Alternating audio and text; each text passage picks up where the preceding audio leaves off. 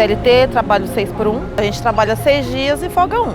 Tem vezes que cai na semana, tem que cair no final de semana, depende. Antes eu trabalhava como CLT, hoje eu trabalho como PJ. A empresa que eu trabalhava como CLT fizeram uma proposta para eu trabalhar como PJ, né? E eu acho que não tem volta. Um dia só em casa você tem que limpar a casa, tem que cuidar de filho, tem marido, aí quer resolver alguma coisa. Então o dia passa muito rápido. Dona de casa trabalha bastante, então descansa mais ou menos, né?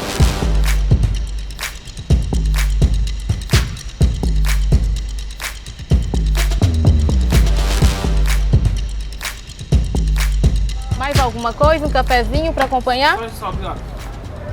Qual seria a forma de pagamento? Vou gerar o QR Code aqui, tá bom? Quer que eu esquente o seu pãozinho? Por favor. Eu nasci em Berilo, Minas Gerais, no interior de Minas, próximo à Bahia. E eu sou filha de comerciantes, meu pai é dono de restaurante, junto com a minha mãe, então eu sempre ajudei meu pai nessa rotina. Então eu já estou acostumado com essa rotina intensa de trabalho. Na escala 6 por 1, trabalha 6 dias, folga 1 dia, eu trabalho nessa escala. Esses comércios, geralmente de alimentação, todos, eu acho que a maioria é 6 por 1. Você vai querer, sabia? Não. Obrigada, amiga. Tenha uma ótima tarde. Foi? Foi. Obrigada. Estava indo fazer um freelance, aí eu passei aqui para tomar um café, vi a placa, mandei mensagem. Aí no início foi um pouco difícil, né? Porque tinha bastante gente fazendo teste aqui. Aí demorou umas 2, 3 semanas, não foi? Sim. Pra mim vir fazer teste. Aí eu vim fazer o teste, né? Aí tô aqui até hoje. Quem trabalha 6 por 1 praticamente não tem vida, porque não sobra espaço e nem horário para nada. Somente para as mulheres que têm filhos. Não sobra tempo para poder cuidar da saúde, ter uma hora de lazer, uma hora de cultura, fazer uma coisa diferente fora da rotina. Nós somos seres humanos, e seres humanos têm vida. Tem que ter um espaço de cultura, um espaço com a sua família, uma hora para cuidar da sua saúde, para poder ir para uma academia, para poder estudar. Então é complicado.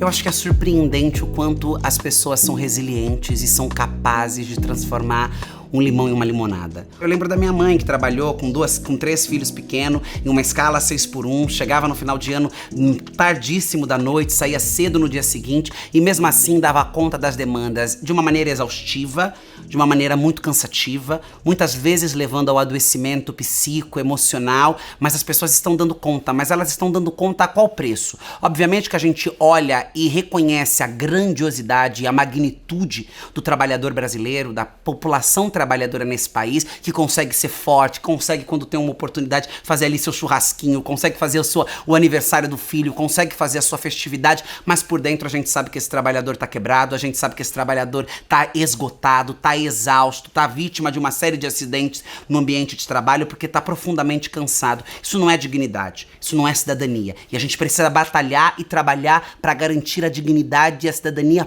plena, que não pode ser negociada a ninguém, em especial aos trabalhadores, que são um pilar fundamental da economia desse país. A questão da jornada de trabalho nasce com o capitalismo, com a Revolução Industrial e com a classe trabalhadora, por uma questão muito clara e direta.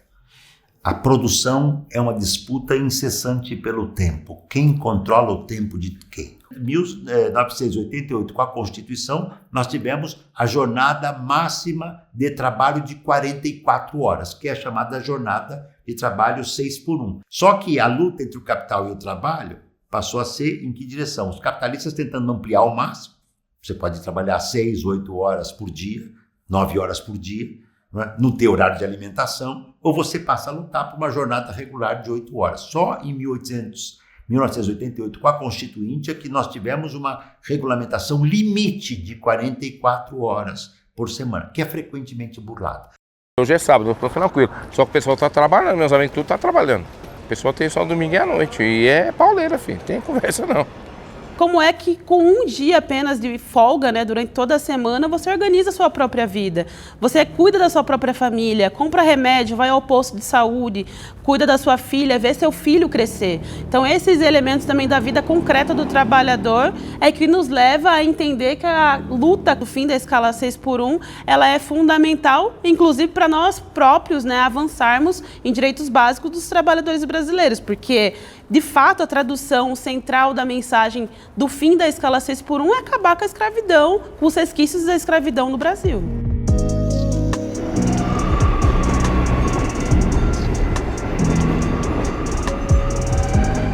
Eu tenho 3 filhos adultos, um tem 25, outro tem 24, outro tem 22. E eu tive que trabalhar quase a minha vida inteira à noite para conseguir ver a criação deles, porque eu trabalhava na escala 6x1. E eu não consegui ver eles crescer. Eu tive que optar de trabalhar à noite para ver eles crescer, ver a infância, a juventude e a adolescência deles. Eu tive que optar de privar a minha vida e trabalhar à noite para ver eles crescer. Chega em casa depois das 10 da noite, não vê os filhos que nasceram e sai, no caso dos plataformizados, por exemplo, motoristas de táxi, de aplicativo ou entregadores, motocas, como eles chamam, eles chegam às 2 da manhã, os filhos estão dormindo, e saem às 6 da manhã, os filhos não acordaram. Eu era mãe de dinheiro, de pagar as contas, mas de presença eu não era mãe, porque eu não tinha presença na vida deles. A escala 6x1, ela justamente impede com que os trabalhadores e trabalhadoras possam refletir sobre a política, se manifestar, se mobilizar e ir às ruas. Esse plebiscito que a gente está vivenciando agora, que é o plebiscito popular por um Brasil mais justo, ele surge, na verdade, como uma provocação da sociedade. No ano de 2024, então, a gente encontra no Brasil, né, uma série de elementos na política que nos provocam a debater tanto a escala de trabalho, a jornada, principalmente com a mensagem da vida além do trabalho, né, que vai contra a escala 6x1, mas também muito com o debate da taxação dos super ricos pela proposta que o próprio governo federal fez a partir da justiça tributária. Então, nós, né, enquanto organizações políticas, fomos provocados pelos vários elementos da conjuntura, da política mesmo, que nos levaram a construir o plebiscito com essas duas mensagens. O fim da escala 6x1, a redução da jornada de trabalho nesse contexto geral, mas uma outra mensagem também que é fundamental, que nós temos avaliado, que tem crescido bastante, que é o debate da taxação dos super ricos, levando em consideração principalmente essa questão da justiça tributária. Então, taxar quem ganha mais de 50 mil por mês e isentar quem ganha até 5 mil, que é a grande maioria dos trabalhadores brasileiros. A taxação das grandes fortunas é a única forma de eu minimizar, não resolver, minimizar a tragédia onde alguns milhares de indivíduos no mundo detêm a riqueza de 60% a 70% do que a população produz. O salário que eu estou ganhando dá mais ou menos 5.400, 5 e pouco, eu pago 27,5% de imposto de renda. Desconta tudo, vai cair para uns 3,5%. Como o trabalhador que ganha 2, 3 mil reais, aí é descontado a folha salarial, vem com 1.500, 1.600 reais, aí tem que cuidar da saúde, da alimentação, de despesas de casa, vai ter um dinheiro sobrando. Enquanto o rico, que ganha 100, 200 mil reais, paga o mínimo de imposto, 5, 6%, e sobra para ele e ele tá pouco se ligando para o pobre trabalhador. Eu nasci na Avenida Nova Cachoeirinha. Meu pai vendeu a nossa casa com o sonho de ir por Nordeste. Nós somos em 9 irmãos. E aí a gente foi morar no Ceará. Do Ceará a gente passou fome, passou necessidade. Aí saímos do Ceará, conseguimos sair do Ceará, viemos morar no albergue. Moramos no albergue da Bresse, em 9 irmãos. Aí conhecemos uma pessoa que morava na favela do Moinho e viemos morar aqui. Estou aqui até hoje.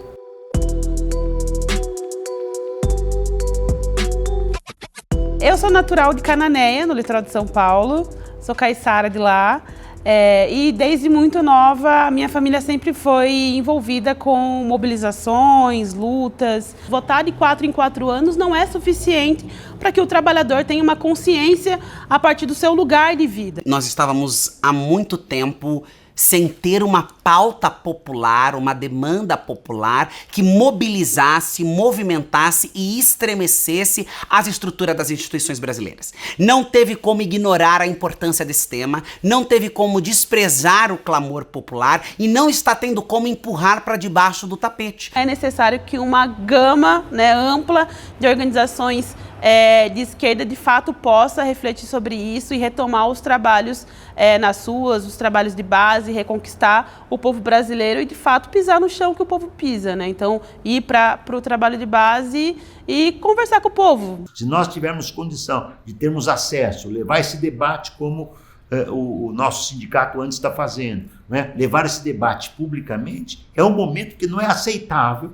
com a tecnologia que nós temos hoje, inteligência artificial, algoritmo, que nós não possamos trabalhar, digamos, 4 dias por semana e ter 3 dias, como vários países capitalistas já têm, por condições diferentes, mas já tem. Organizar o povo brasileiro para que, de fato, a gente consiga fazer um debate a partir da luta social, mas também da luta institucional, é porque a gente quer que o nosso Congresso Nacional, com os nossos deputados, que é o nosso conjunto, né, de representantes do povo brasileiro, tenham isso como uma perspectiva importante. Então, é necessário que tenham projetos de lei, né, assim, por exemplo, como a deputada Érica Hilton e outros deputados colocaram em debate, sejam levados para frente. Nós avaliamos muito quais seriam os caminhos e nós entendemos que uma PEC era o caminho mais seguro que nós tínhamos, porque uma PEC ela faz uma mudança importante na Constituição, ela faz uma alteração necessária na CLT e ela garante como uma lei um direito constitucional do trabalhador. Eu comecei a morar sozinha e aí eu que arco com as minhas despesas, tudo, aluguel, conta de água, luz, internet, gás, comida, tudo isso. Para ir de manhãzinha, de madrugada, é um pouco mais rápido, né? Eu gasto mais ou menos 1h10 no máximo. Mas agora para voltar já demora um pouquinho mais. Pegar um ônibus lotado e dormir no ônibus e acordar no ponto que você tem que descer. Aí você vai dormindo e volta dormindo, porque a maioria que acontece é isso, você descansa no ônibus. Eu só descansava no ônibus porque o resto do dia eu não descansava. Tem um porteiro do prédio que a minha família mora, que toda vez ele vai, você nunca mais foi jogar bola, não sei o quê. Porque é muito, muito pesado, né? Aí eu gostaria, assim, de ter esse lazer de, tipo, pegar um dia, vou no Serete hoje, vou jogar bola. E hoje em dia eu não consigo mais fazer isso por conta da questão da rotina, da folga. Eu trabalho 6x1, folgo um dia na semana. Que nem sábado, eu folguei sábado passado. Aí, hoje faz 7 dias, aí amanhã eu trabalho de novo. Aí eu só vou folgar na segunda. Não tem graça nenhuma folgar numa segunda, porque não vai dar pra fazer nada. O movimento VAT, né, o Vida Além do Trabalho, surge na conjuntura política com uma pauta que não estava nem no horizonte de debate político. A 6x1 é boa para quem? Para mim ou para o patrão? É boa para o patrão, porque ele tira a pele, o corpo, a alma e o sangue da classe trabalhadora. O que impacta o trabalhador e a trabalhadora que está vivendo a pior escala de trabalho possível, não está conseguindo criar seu filho, tá muitas vezes 24 horas em cima de uma moto, é um motoboy, é uma empregada doméstica, que só volta para casa no final de semana e quando volta no final de semana, em um dia da semana. Então é esse trabalhador e é essa luta política que a gente tem que movimentar, que foi provocado, por exemplo, pela pauta do fim da escala 6x1 a partir do VAT, que é importante lembrar e é importante dar o nome do movimento, né? O VAT, o movimento Vida Além do Trabalho, é um movimento importante pensado pelos trabalhadores da escala 6x1, né? O Rick Azevedo, que é a liderança desse movimento, é a pessoa que encabeçou essa discussão, que esteve à frente disso e que cercou os meus caminhos para que eu encampasse essa campanha, essa demanda dentro da Câmara dos Deputados. O plebiscito, ele permite com que essa discussão esteja na boca do trabalhador, esteja no chão da fábrica, esteja na rua, esteja na internet, esteja viva. Eu acho que nós vamos avançar com esse texto. Nós vamos fazer um debate acalorado, nós vamos levar a sociedade para dentro da Câmara, nós vamos rodar com a sociedade, com caravanas em todo o país, fazendo com que seja importante, com que se aumente a demanda, e eu tenho convicção de que essa é uma pauta que constrangeu a extrema-direita e boa parte da direita. E a minha esperança na aprovação desse texto não é na boa vontade política, é no constrangimento que isso pode gerar e na pressão que a sociedade pode fazer. Nem imagino ter 2 dias de folga, mas tá bom. Se eu tivesse outro dia de folga, eu ia ficar mais tranquila, eu ia conseguir fazer um almoço, cuidar da minha casa, lavar roupa, ia conseguir sair, fazer uma compra. Às vezes fazer um bate e volta na praia, né? 2 dias dá pra aproveitar, né? Fazer um churrasco, passear no parque, fazer compra no Brás, coisa que eu gosto assim de fazer, sabe? Ia melhorar bastante.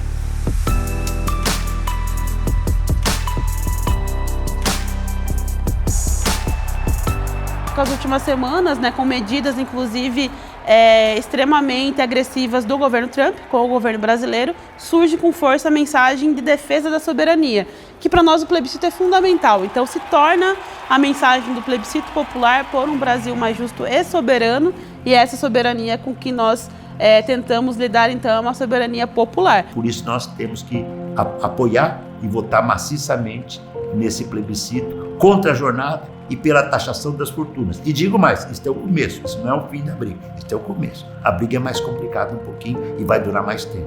E agora estamos então na reta final do plebiscito, vamos aí, né, esperamos chegar aos milhões de votos e principalmente fazer com que esses milhões de votos se convertam numa luta de todo o conjunto da militância. Então queremos ir para Brasília, entregar os votos do plebiscito popular no Congresso Nacional e cobrar, né, das nossas representações, das nossas autoridades, medidas que nos ajudem então a fazer dessa pauta, desse tema, temas vitoriosos e fazer com que o povo brasileiro também acredite na sua própria luta, né? A gente sabe que muitas vezes a gente acha que são sonhos distantes, mas não, vitórias são possíveis e a gente só de forma conjunta e unitária consegue acessá-las. Nós sabemos que hoje o Brasil não está preparado pela má vontade política e pela ganância dos empresários. Mas é possível sem quebrar a economia, sem derrubar o PIB, sem diminuir a potência econômica que o Brasil pode significar. Nós acreditamos de verdade que o Brasil tem condição de chegar nesse lugar.